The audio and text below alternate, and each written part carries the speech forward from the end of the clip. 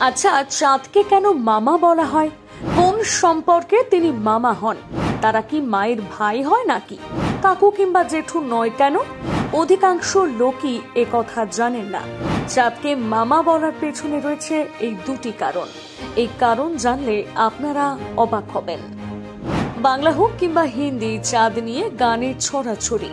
রবি ঠাকুর থেকে শুরু করে বড় বড় সাহিত্যিকরা চাঁদ নিয়ে কতই না কবিতা লিখেছেন।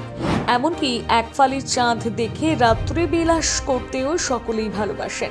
শুধু কি তাই, প্রেমিকরা তাদের প্রেয়সীর প্রশংসার জন্য চাঁদের সাথে তুলনা করেন। এমনকি ছোট বাচ্চাকেও চাঁদ নিয়ে নানান ধরনের ছড়া শেখানো হয়। বাচ্চাদের কান্না ভোলাতে আয় আয় চাঁদ মামা টি দিয়ে যা বলার চল রয়েছে।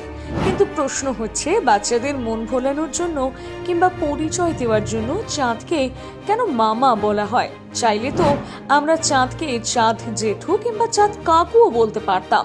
মামা ছাড়া অন্য কিছু কেন নয়?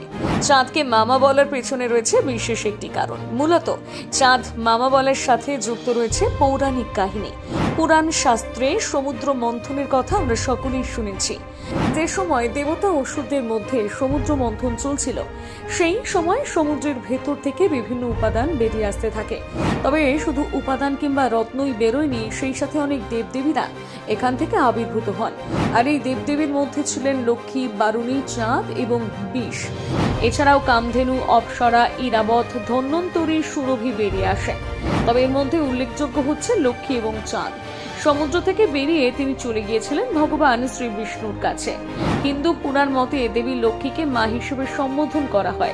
জানা যায় ক্ষীর সাগর থেকে সর্বপ্রথম লক্ষ্মী আবির্ভূত হন। এরপর সমুদ্র ভেতর থেকে যে দেবদেবীরা বেরিয়ে এসেছিলেন সকলকেই লক্ষ্মীর ছোট ভাই এবং ছোট বোন বলে সম্বোধন করা হয়।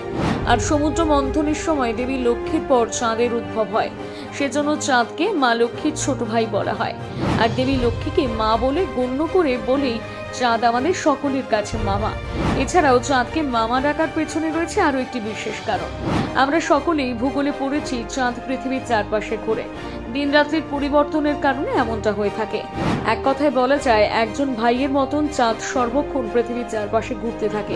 পৃথিবীকে আবার আমরা ধরিত্রী মাও বলে থাকি। আর পৃথিবী যেহেতু আমাদের মা হয়, তাই মায়ের ভাই হচ্ছে আমাদের মামা। ঠিক এই দুটো কারণে চাঁদকে আমরা মামা বলে থাকি।